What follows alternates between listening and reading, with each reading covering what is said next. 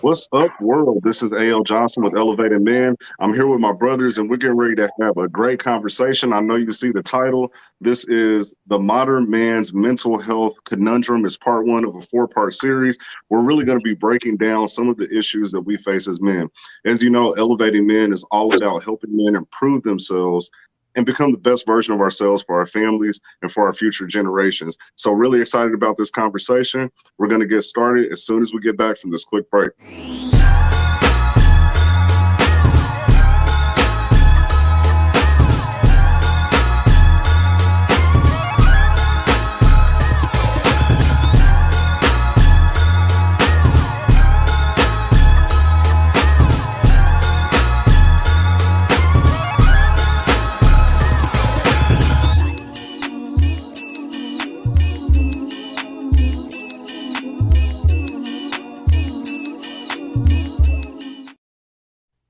All right. Hey, so before we get into this conversation, we haven't seen our online family in a little while, and so we just want to catch you all up. Since the last time you saw Elevating Men here live, a lot has happened. A lot of good has happened. We got our 501c3. We're corporated. We're a nonprofit now, and so we will be accepting donations so that we can help better carry out our mission for improving the lives of men here in our city and eventually across the nation. That's the goal. Also, I got to shout out Mr. LaRon Barnes. Last weekend, he was able to share the stage with one of the greatest motivational speakers of our time, Mr. Les Brown. And let me tell you, people, I attended. It was awesome. I was in the gym working out. He took me from like a level like 5 or 6 to like a 9 or 10. At one point, I was 11. I was sweating. The dude had me motivated. He had me pumped up. He did his job. LaRon, tell us about that experience. Listen, it was phenomenal. It was one of my biggest goals and dreams was to share the platform with Mr. Brown and to be able to be on a platform and to do what I do, to be LaRon the motivator, to motivate, to inspire, to lift up was definitely a part dream come true. And I'm telling you, it's definitely made me a better speaker, made me a better person, and it's helping me to even move closer into the vision of my dream. So I'm excited. Listen, the angels are moving over this direction. It's going just as planned, man. Just as planned. Awesome. We're all happy for you and definitely supporting you. Lojo Speaks, Vice President of Elevated Men. How you doing tonight, bro? My brothers from a whole lot of other mothers. What's going on? And people, let me tell you, he was just pouring water on himself. He really wasn't sweating. He was just pouring a little. He was spritzing water on himself. Here we go. Hey, Lojo. So since the last time we were on, you've had some big things happen in your life as well. So I definitely want you to share that with the people. You started a car lot, man. What's going on with that? I did, man. I started a car lot, Lopez Boys Auto Sales. Every month is we're just growing, we're improving, definitely trying to support the community at large, and everything that we can do, just to make business happen so we can keep making this happen. Awesome, man. That's beautiful. And we have none other than Mr. Andrew Boykin. Some know him as Dinner and Dialogue, but he has a nonprofit called the Respiration. Can you tell us a little bit about that and just what you've been doing since the people last saw you? Oh, you're muted. So if you'll understand that I still haven't got this computerized thing down. The Restoration started out as a 32-year plan.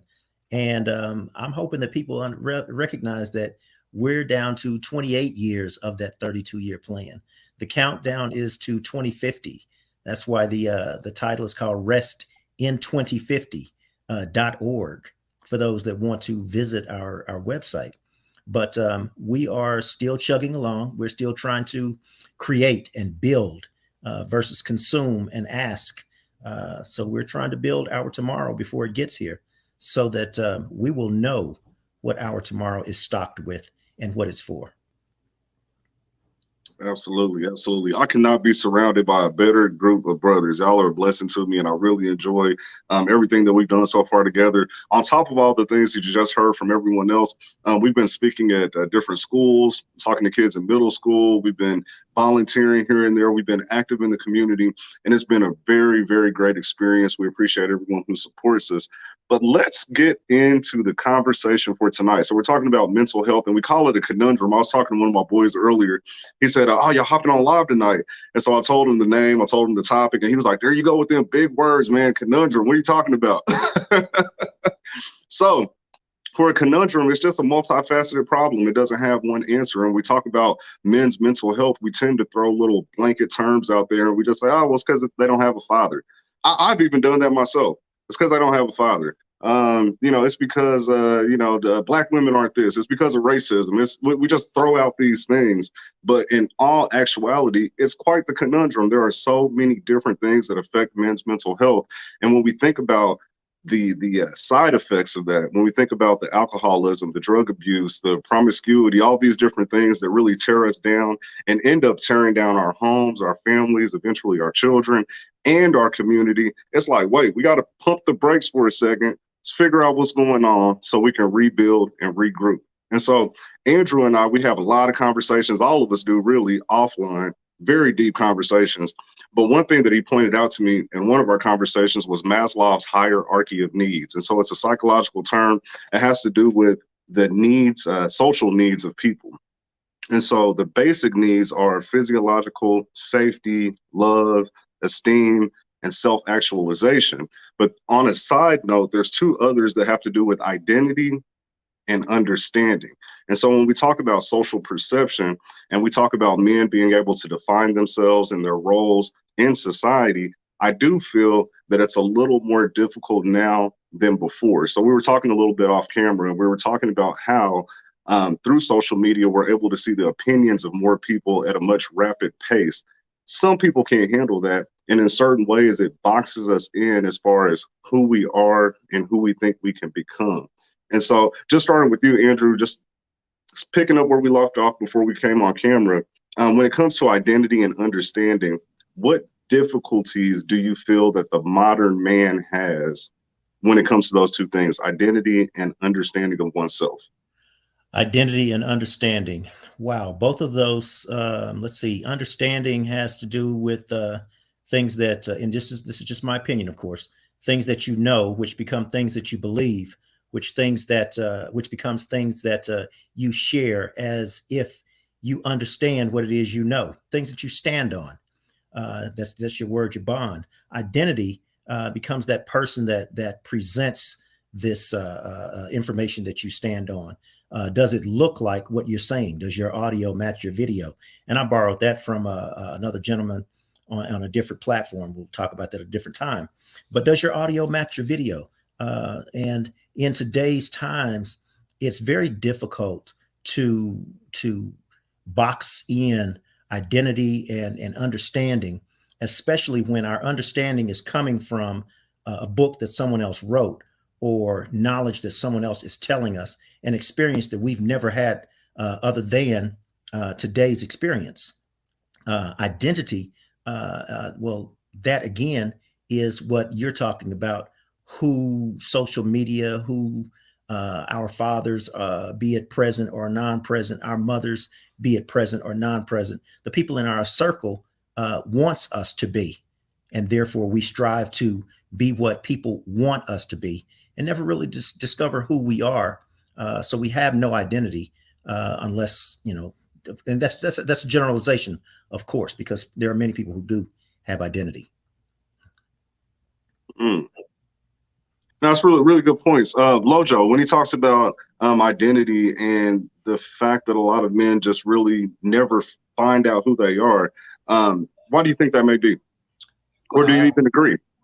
No, I agree. I agree wholeheartedly. I think, we live in a society where we have so much information, we're almost overstimulated. And so we really don't understand how to take away the right time to just focus on who we are. We see so much on the surface level, but there's never the dive into the details. We're asking what, but we're not asking the whys. We're not asking the hows. It's just everything is surface level because we're engaged in so much information that we just don't know how to take the time to actually stop, sit down, and decipher everything we're taking in. And it's because we live in such a microwave society where now, now, now, now.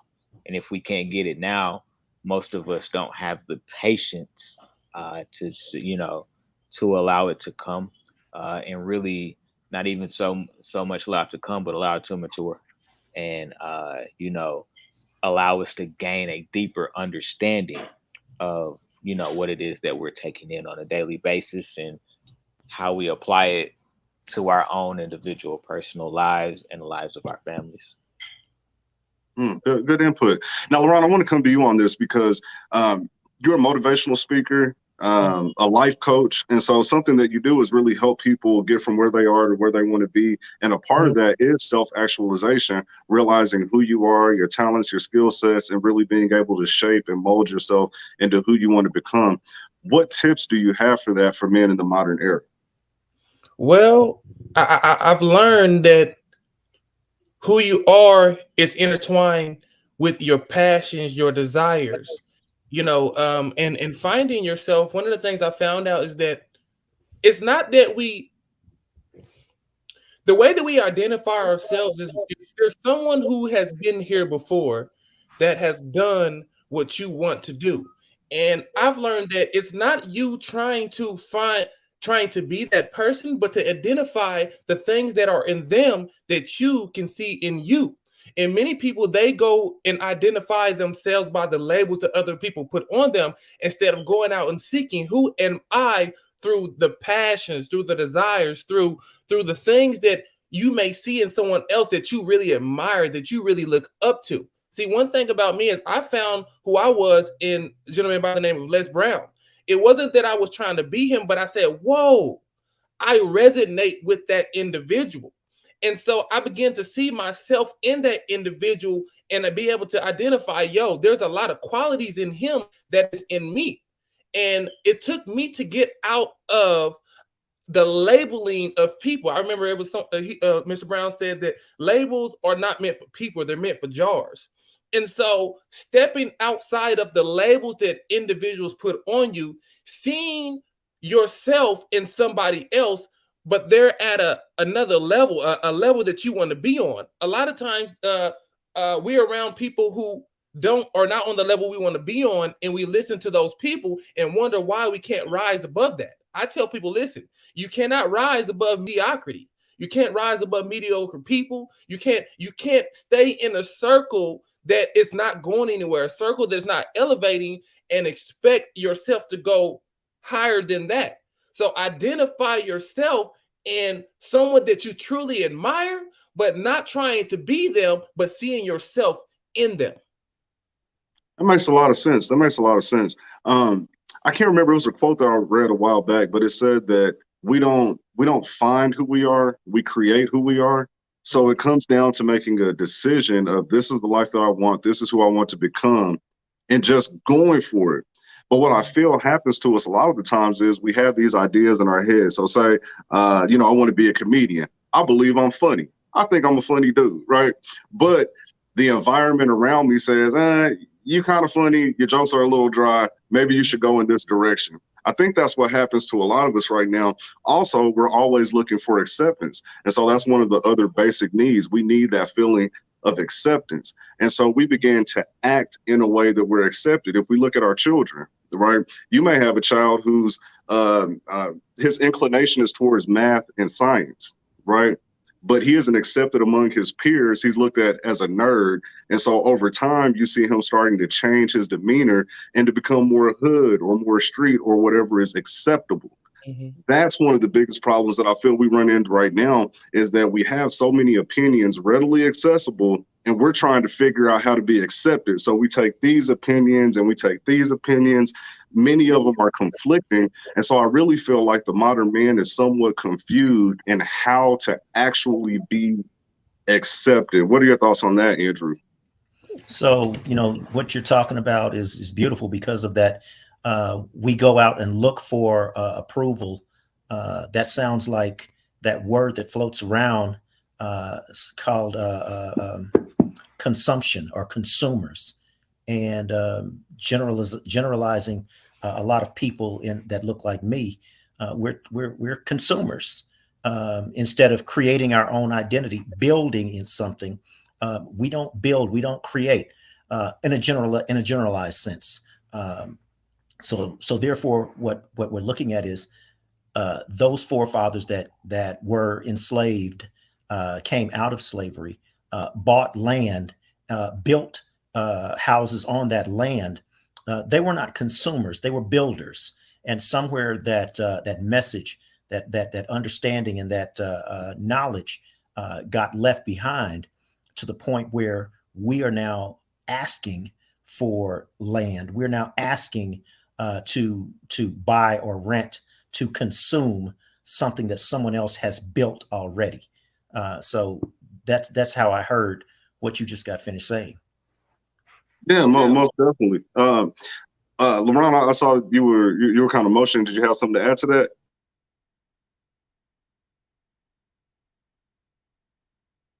You're muted. Sorry about that. Can you hear me? Yes, sir. You know, I kind of pulled back a little bit, so I forgot exactly what I was about to say. But keep on going. I'm gonna come back with it. It was very good. I had to calm down. I got too lit. No problem, no problem. This is where we were talking about the fact that acceptance is one of our biggest problems. Men want to be accepted, and I hear a lot of older guys talking. When they talk, it's like, man, I don't care who likes me. I don't care. This is who I am. This is what I'm doing. And as long as I'm a protector and a provider of my family, I don't care what anybody else says. But I believe that we've reached a point where maybe I don't know, but maybe we care too much about what other people think. What do you think about that, Lojo? Absolutely. You know, I think that we spend a ton of time uh, being focused on how we're perceived. And, you know, as males, we tend to put ourselves in a box because society puts us in a box. You can't put a a round piece in a square hole. And there's this conception about what a man is and what a man is supposed to be. And if you don't have, you know, if you don't have a array of experience, then you will fall into that paradigm of what a man is supposed to be. You know, if you begin to study different cultures of people, you begin to understand that the man is extremely multifaceted. You know, there's different things that different cultures perceive of what a man is and how a man is supposed to care for his home and his family.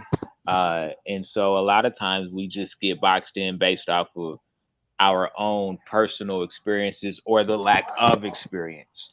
I've had the opportunity to travel outside of the United States and just seeing the differences in how people live and the differences in perception of what's acceptable and what's not acceptable. It will really really begin to change the shape of how you perceive how we're supposed to operate in this world. And again, the information era puts us in those different boxes where, we get boxed in and we're not supposed to be that. We're supposed to evolve as creatures and as human beings. And when you continue to just, hey, the man is supposed to do this, he's supposed to, all he is a protector, he's not supposed to have a set of emotions. Forget that he's just as human as his female counterpart. Uh, you know, Forget that, there's things that, he goes through on a personal, individual level that affects his mental well being. Just be the protector, be the tough guy.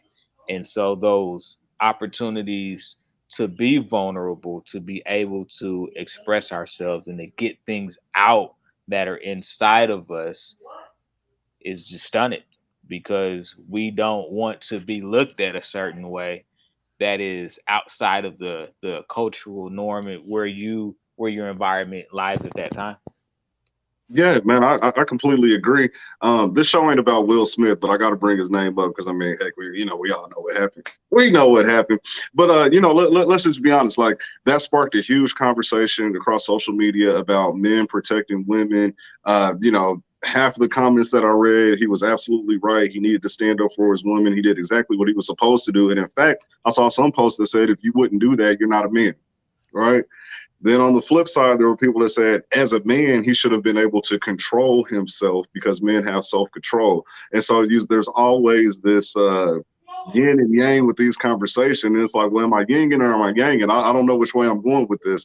And so just if we were to say focus on Will Smith, for example, and there was another meme I want to throw out there. It talked about how Tyrese, when he had his breakdown, he became a meme.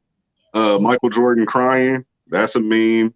Will Smith crying at the red table, that's a meme. And so we say that we want men to open up, share their feelings, express their emotions, and all of these things. But when it happens, we get ridiculed. Right, right. But going to the Will Smith thing, just talking about protection, because that word was brought up, protection. So when it comes to protecting our women, that is, I believe, one of the key components of manhood, or at least the perception thereof, to protect and provide. What does protection look like in the modern age? And if you want to tie that to the Will Smith situation, just kind of give us some perspective. What does it mean to protect in 2022? So I keep going back. I'm going to be talking about that hierarchy that you put me on, and said Maslow's hierarchy. And what does protection look like? Well, protection, if you're looking at the hierarchy, the bottom level, which is the foundation, those are physiological needs. So that's food, water, clothing, shelter, stuff like that. That's protection. That's the basis of protection. You have something to stand on. You have something to regenerate and build upon. Security, safety, which is the next level. After Will builds a family, now he has to make them safe. Well, in that particular environment, yeah, I really can't comment because that was television, and I don't let anybody tell my vision what to think. Even though this right here looks like television, this is opinion vision right here. So, yeah, I don't do the WWE or WWF, whatever that Worldwide Wrestling Federation was. So yeah. Well, what are your thoughts on that, Lojo? So I think the question that always has to be asked, right? And it's always individualized because we're human, we need different things in life, but what are we protecting you from? Is always the question that we're answering. When you look at this particular situation, there were so many different camera angles that it allowed us to have this vast array of opinion, right? You have the camera angle of him, what was the perception of him laughing at the joke? And then him segueing over to his wife, and his wife's like, that's not funny. And him reacting to the fact that she felt embarrassed. And so therefore he had to stand up, for his wife. Um, and so, I think that's the interesting dichotomy, right? Because, again, this is opinion based, but uh, I have to say just personally, you know, that she left her family somewhat unprotected, by her actions. And so for every action, there's a reaction. And that was just a part of the reaction, and I think in a lot of ways it circles back to as him having to be the protector, he was exposed to a certain amount or a certain type of pain that he wasn't able to release. And, when you're not able to release the different emotions that you have, they're going to come out. And in a lot of cases, if they don't come out in a productive manner, they're going to be, 1000% unproductive, which is kind of what you saw, because now where we stand now, you know, he lost the most out of anybody. Out of everybody in the entire situation, he lost the most. Where he's a new meme. He's lost roles of movies that he's supposed to be participating in. Who knows, the things that we don't even know. And so, when I looked at that situation, like the first thing that I said when, because the sad part is the TV was on, but I wasn't watching it. And so I had to look up, and it was like I thought my TV had actually lost sound. I thought my TV was broken. And so I was like, what happened? And my wife was like, well, he just smacked Chris Rock. And I'm like, okay. And then, I just began to think, if he walked all the way up there to smack Chris Rock, he was in some type of serious discomfort in that moment that would have caused him to react like that. And, again, just seeing the backlash now, I'm part of me feels sorry for him, because I feel like he was just left completely exposed. Uh, and so, go ahead, Andrew. I see you with your hand up. Go ahead. No, I just wanted to find out if anyone else sees Lauren's or hear Lauren's voice and then sees his mouth moving later. Anybody else see that but me? Yeah, man, he got that old Oriental Chinese kung fu. The only reason, He got that whole thing going on, whatever. Yeah. The only reason I bring that up is because live stream and television are on two different circuits. And what we saw was television. Live stream happened, and television had the opportunity to mute, bleep, or whatever it needed to do, like it has done in the past, but it didn't. Yeah, I believe there were some things that they wanted to see. Now, like, kind of keeping on this topic, and it's not just Will Smith, but like if you think about any superhero movie from back in the day, generally it's around redemption. Like at some point, the superhero, the masculine character, the powerful person hits a low point, and the movie is about them redeeming themselves, usually through some action of being a form of a savior, right? And so what I saw in that situation was Will Smith possibly, and I could be reaching here, but he saw an opportunity for redemption. He's been a meme for like the past 2 or 3 years. He's been emasculated all over social media. He's literally a running joke. Whereas at one time, he was everybody's superhero, right? And so now he has this opportunity to redeem himself. Full transparency, and I'd love to hear you guys' opinion on this. We're all fathers. We've all raised children. When we look at social media now, do you ever find yourselves in this conundrum of comparison? So say when it comes to your significant other, you see a guy, he done took his woman out shopping, bought all these bags, went on trips, they on the beach, they sipping margaritas. You love your woman, but you can't afford to do that, right? And so at some point you feel that you need to redeem yourself. You get a little extra money, and now maybe you should have paid off some bills, but instead of doing that, you've got to catch up to an image that you saw on social media. Or you see the children, they got the Jordans on head to toe. They're always going out, they're doing this, they're doing that. And as men, we want to keep up. We never want to feel less than, and we're always looking for a way to redeem ourselves. When we look at our identity, when we look at ability to understand ourselves, and we take into account that we can see somewhat a glimpse into other people's lives for comparison, how do you feel that shapes some men's decision making? So like for Will Smith's situation, that may have shaped his decision to walk up on stage and say, hey, bam, I'm redeeming my manhood today. I'm a man, right? Well, for another man, it may be, I'm going to overspend this weekend to overcompensate for what my family saw on social media. How do we deal with those things? I don't know where smacking another man has ever been redemption.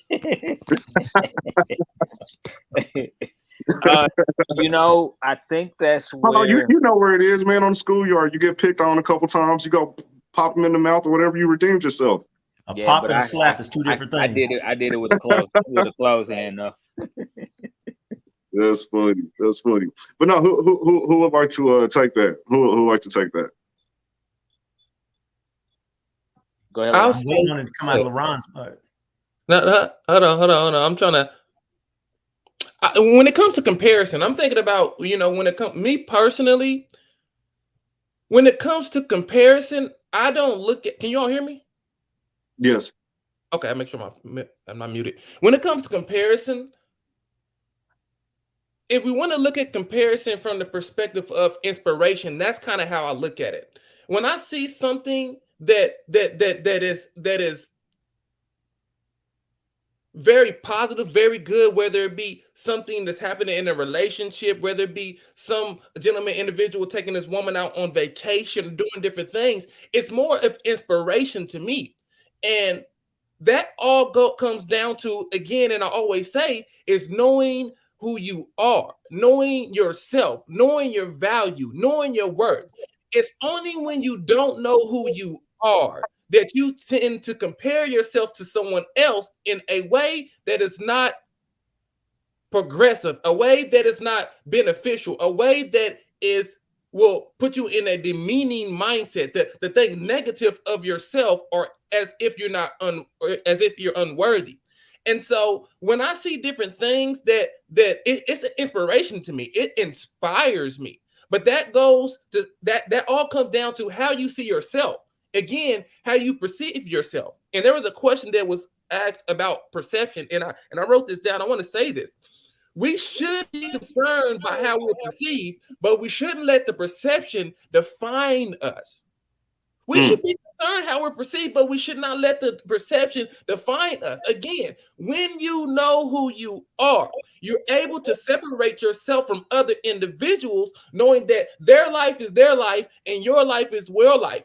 And the only thing that we ought to be doing is improving our lives. It's only when we're sitting down watching TV, paying too much attention to other people's lives, that we're not working on our lives. And now we feel inadequate, as if we're not good enough because we're not doing something to better ourselves. Now, I agree with you on that. And I feel like the focus on, because as men, we want to build, like inherently, we want to build. But when you don't have that roadmap, that role model, maybe you had a father in the home, maybe you didn't, but you really just don't see a clear path. You start looking around. And what I heard from you is sometimes we're looking around so much that the building blocks are right there and we ain't even touching them. Right. Lauren, it looked like you had something to say while Laurent was speaking. I was just applauding what he was saying. You know what I'm saying? He said a lot of powerful things there. I think you know, we live in a society that has high expectations for you when you're doing well, but could care less about you when you're not doing well. And when you think about today's modern man and just the expectation that's been put out there, of the expectation of what we're supposed to be, and I have to ask the question, when you see the guy that's out on the beach with his lady and his family, and you like, dang man, I wonder if that's what my family wants. Have you asked? Are you in tune with those inside of your inner walls, whether that's your spouse or whether that's, your spouse and your children? Are you in tune with, their desires, things that they may want? Because we could say, I'll just ignore it, just do you, it sounds good, but we all want to be loved in some capacity. So part of that is how you're perceived, right? And how people, so we can't just sit here and say, well, I'm just doing me based off of what? What are you doing you based off of? Because we all create our lifestyle from our own experiences, the things that we see, the things that people impart into us, so that's really how we become who we are. And so when you think about the term, keeping up with the Joneses is essentially what you're saying. Does it matter? Yeah, in some ways it does. If that's what you're in tune with as it relates to your family, right? My wife hates flowers, so I'm lucky. She like, don't bring no flowers in here. They just gonna die. Like, is that what you think of? I'm sure she like that. You think about our relationship. Is this cool for 2 weeks? Then it's gonna die. I'm like, so she's like, I don't even want any flowers. Give me something that's more meaningful. Listen to me, hear me, and you will hear everything that I want. And there's a part of a relationship that is material, and then there's a part of a relationship that's not material. And I guarantee you that the non-material stuff in a mature relationship matters more than the material. But the perception that we see, because we focused on everybody else except for those that are the most important, is that it's the exact opposite. When truly you should be in tune with what's going on inside of your walls, and then allowing that to be a beacon and an example outside of your walls. So we don't have to get outside of ourselves. I was just sitting with my cousin the other day. I was like, hey, here's some money, pick up some lunch, let's talk. And I said, what about you is special? What about you is special? Because we are jack of all trades. We good at different things. But what about you is special? Because that is what is going to catapult you in life. Is doing that thing that makes you special. Because when you think about building with others, right? Well, what are you really bringing to the table? What are you bringing to the table to build the foundation and continue to add? Because if you just doing what the next man is doing, then you really have no value. It's why it's easy for people to be like, I really don't need that because I already have it. So you offer no value. What makes you special? What is that thing that you do, or a way that you do it that nobody else does? Because once you're able to tap into that, that is where you start to find value in how you live and just how you move on a daily basis. We got 9 to 5s. It's great. We gotta have them. You know what I'm saying? Mama need a house and baby need some shoes. We gotta have a way to provide for our families, but within that, how do you elevate yourself? You elevate yourself by finding that thing that makes you special. And everybody will see that. And once they see that, then your value will start to put you on the levels that you're trying to get to. Now, I believe that individuality that you speak of that makes us special and allows room for us in the world to position ourselves for success. I believe that we lose a lot of that somewhere around middle school, right? Because I got a boy that's going through that right now, first year of middle school, and when I tell you, I've seen so many changes in the way he views the world, his perception, the clothes that he wants to wear, how he wants to carry himself, how he wants to control the tone of his voice and make it a little deeper. All those different things, right? They begin to come up. And so I believe that if we don't have anyone to kind of help us solidify those talents, those skill sets, that view of ourselves during that time period, it's infinitely more difficult to do it as an adult because you have so many more lived experiences. You've gone through so many more trials and tribulations. You've even had many more failures. And so now you have self-doubt that creeps in that you didn't have when you were young. Just like when I was young, I could backflip like nothing. Boom, bust a backflip. Right now, I would be so hesitant to jump my 230-pound self and try to do a backflip, right? And so you lose some of that adventurous nature that we're born with.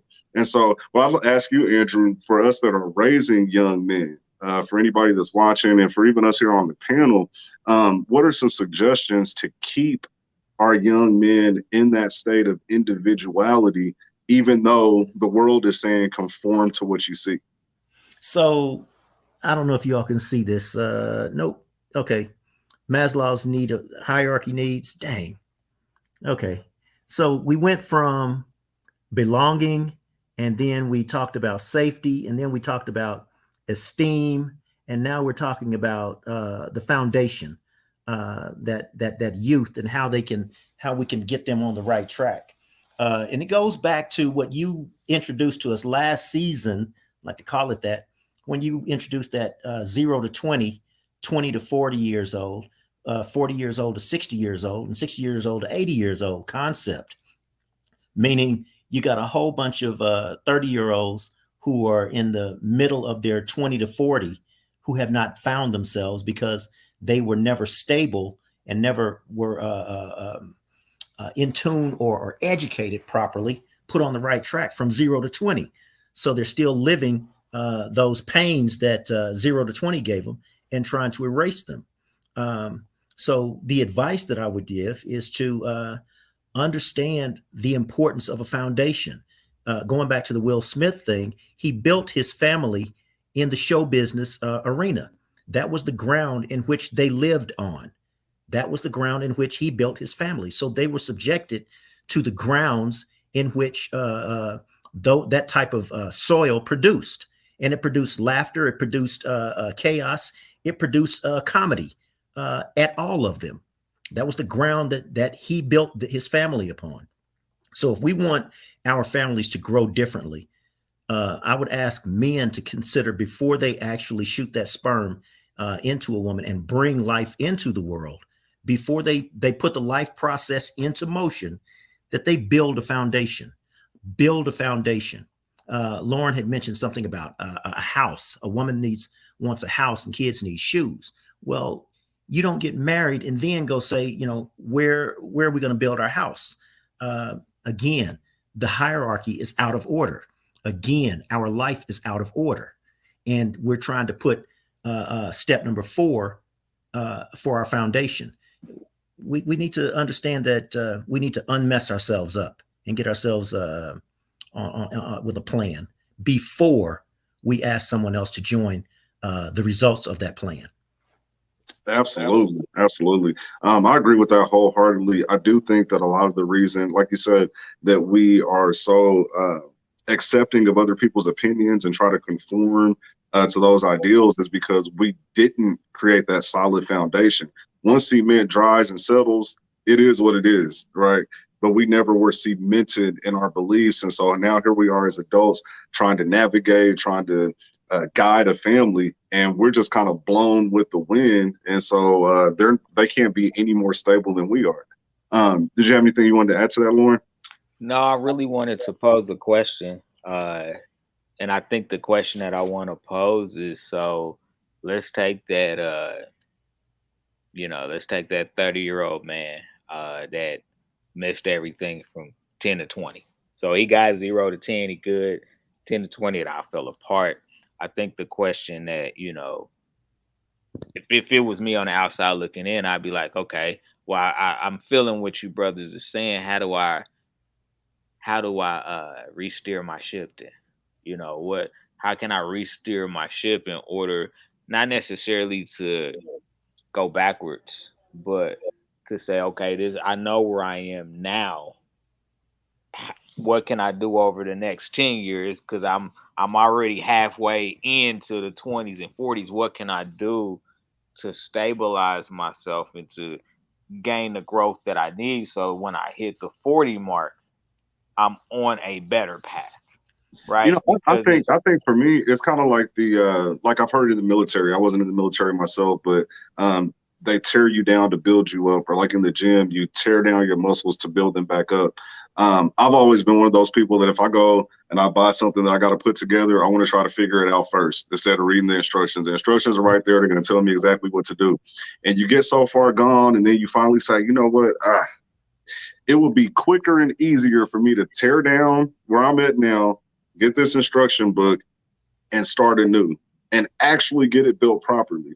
And so I believe that there's nothing wrong with taking that one step back to take 2 steps forward. And so I believe a lot of men are in a position where they need to go and seek out blueprints, because there are other men who have created the success that they look for. They have the good, solid family structure. They have all these things in place. Reverse engineer that. And if there's some things that you need to throw away out of your life or that you need to start over in, have no shame in that, because you still have time and you can get into that proper quarter of life. And so when we talk about the 4 quarters of life, 0 to 20, 20 to 40, 40 to 60, etc., if you find yourself as a 40-year-old man knowing that you're playing in the second quarter, okay, what do I need to do to go ahead and accelerate that pace? Maybe there's some things that I need to cut out of my life. Maybe I need to spend my time differently, but we have to be willing to tear down and restructure. Does anybody want to add anything to that? Thank you I, for I like using to. that phrase. I don't want to cut you off. I just want to say thank you for using the phrase shame, because that is such a powerful emotion for men, right? When you think about, you know, men that know for a fact, I wasn't in my kid's life, so what right do I have to try to jump in now that they're, 20, maybe 25 years old? What right do I have now to step in? You know, and, shame will push you further away from the path that you actually need to be on. You Hmm. know, every child has an innate need for their parents. I don't care how old you are. That's why when your mom dies or your father passes on, that's why there's so much grief, because now you have lost something that you need. And so when you think about that on the flip side, uh, for that man that's like, man, my son is grown. I can't I he grown. I can't raise my son anymore. He's an adult male, maybe with his own family at this point. Hey, look, that boy still needs his father. That boy still needs his father. Now, yeah, he probably don't need you to go out and get him no clothes or give him lunch money, but you do have wisdom, you do have experience, even if it's a bad experience that you could share, so he doesn't repeat in those same steps. That's still better than giving nothing. Mhm. Yeah. Because if that's me, I'm like, hey, you know what? I appreciate that, because as I reflect on what you were saying, I may have been headed right down that path and had no idea that I was headed there. But you saying, hey, son, this is what I was doing when I was your age. I wasn't doing it right. That may help save him. It's going to save his children, and it's going to save his children's children, because you've now reshaped that path now. Mm. So when you say, well, it's too late for me, maybe so. That's personal. That's on you. You know, but you can say, but it's not too late for him, or it's not too late for them. I There is love that. still an I love that. opportunity for me to not right my wrongs, but just to do something right. There you go. Welcome to There the you go. restoration, LeBron, gentlemen. you had something you were adding? I wanted to make sure you get it out. Welcome to the restoration, gentlemen. Listen, Man, that was like P. Diddy back in the day, jumping in people's songs. Like, that's hilarious. Now, man, I, I okay. was I was thinking about the question that Lauren asked, as far as when you think about someone from the age of 10 to 20, and let's just say, excuse me, 10 to 30, and let's just say they messed up their life, and how they can reshape and reshift their life. First, I have to say that you first got to know what you want and where you want to go. It's not about just saying, hey, I want to get better and I want things to be better, but what is better to you? What does better look like? And there's three things that I'll offer you that will help you when you are looking to reshape your life and get yourself back in order. There's three things that you need. The three things you need is, one, you need mentors, you need mentees, and you need mates. A mentor is someone who has been, and I think Mr. Johnson said that he kind of alluded to this, that you need mentors, someone who's been where you've been, someone who has what you desire, someone who may be great when it comes to the way that they handle their children, someone who may be great in the way they are in their career in some area. They someone you can look up to, because you have to know where you're going and how you get there. And the way that you know that is by mentors. Mentees is someone that you are pulling up at the same time. See, when you are speaking and putting life into people, it gives you life. See, when you learn, when you pour, you actually get filled. And so, therefore, when you pour it, it gives you a sense of purpose. It gives you a sense of meaning. It gives you a sense of, you know what? This is what I'm here for. It gives you value.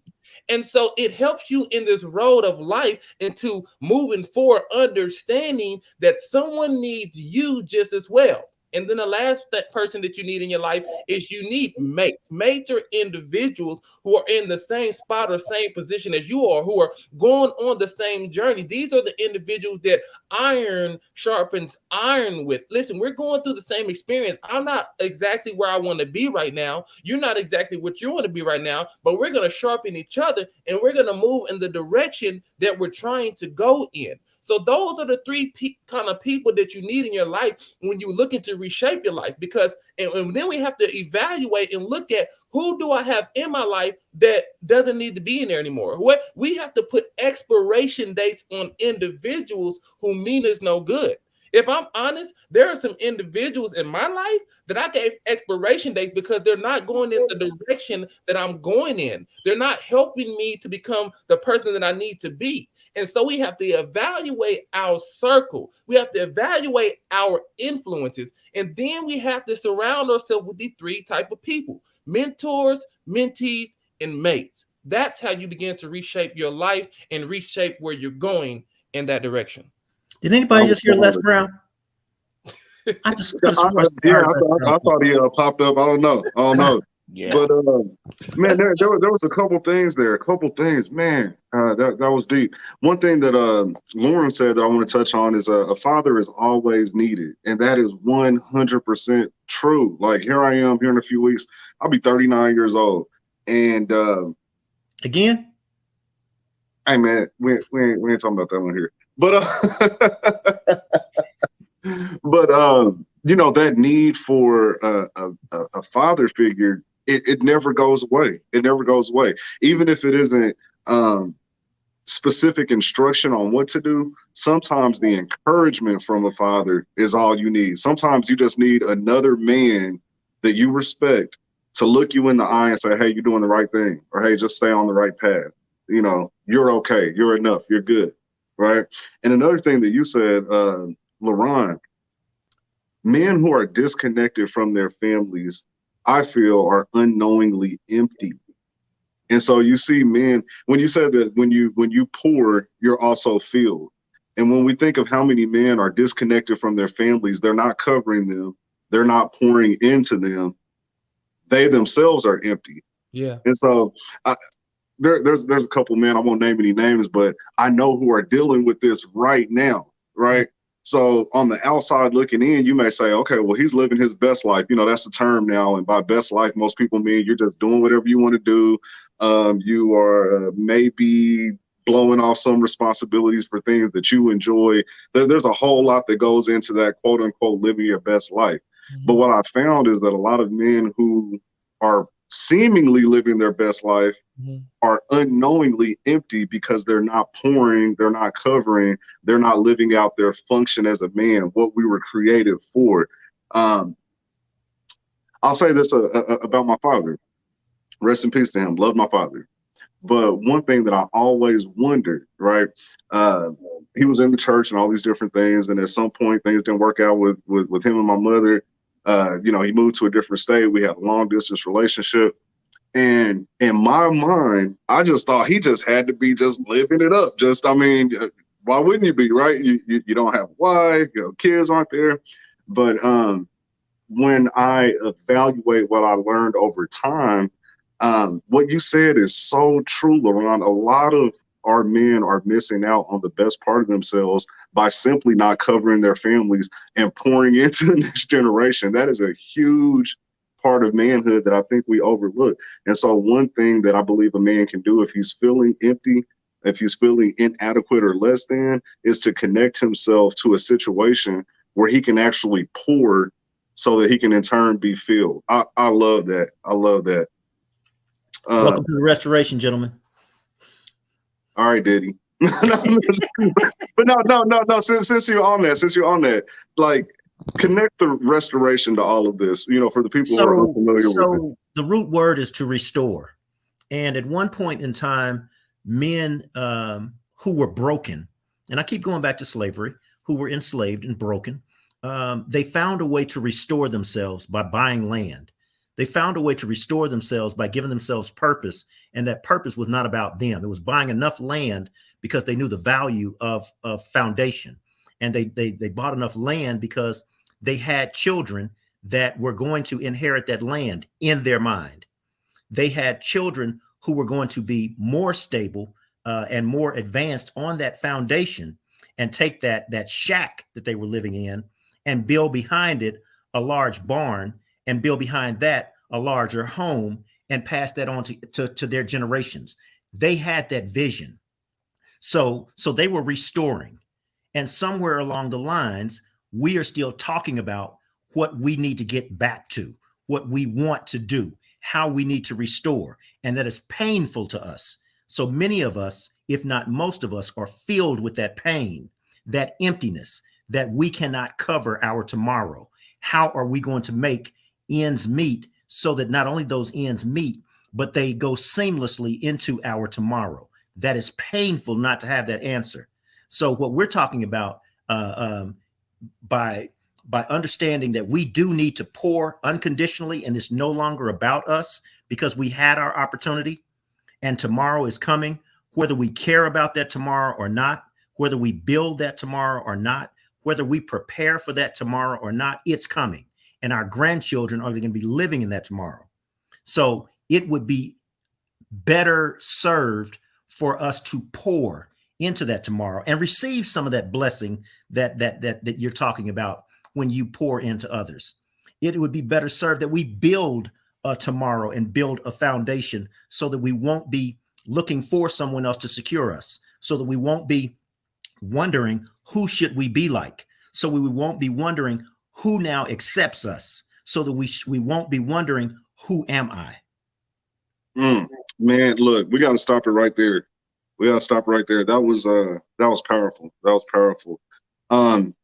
Modern Men's Mental Health Conundrum. This was part one. This is going to be a 4-part series. We're going to be back next Monday at the same time. We're going to carry on this conversation, and we're going to get to some solutions. I believe we raised a few good points here. I've taken some notes, and so we'll go back and go over those. But before we end the show, I want everyone to go ahead and give out your contact information, where people can find you, how they can reach you. You know, myself, A.L. Johnson, you're possibly on my page, but you can also connect with us at Elevating Men on Facebook. You can also go to YouTube, and I encourage you to do so you can catch up on our archives, get a feel for who we are, our conversations, how we view things, and come back and be a part of the conversation, because we need all of your input if we're going to build a better tomorrow for the next generation. We'll go ahead and start with you, LaRon. How can people get in touch with you and anything that you have going on? Absolutely. You can find me on Instagram at LaRon08. You can find me on Facebook at LaRon Barnes, and also on Facebook at LaRon the Motivator. Definitely look me up. We're about motivating, inspiring, changing lives, and helping you to see you for who you really are, so that you can live the life ultimately that you see for yourself. Awesome. Next, Andrew Boykin. So if you all will take the opportunity to go to Restin 2050, that's RESTIN 2050.org. That means we are going to rest in 2050 and pass that on to that generation so that they can begin to build upon what we started. Restin2050.org. Read it. Send me an email, comment, please. But most importantly, if you like it, get involved. Show your like. And Lojo.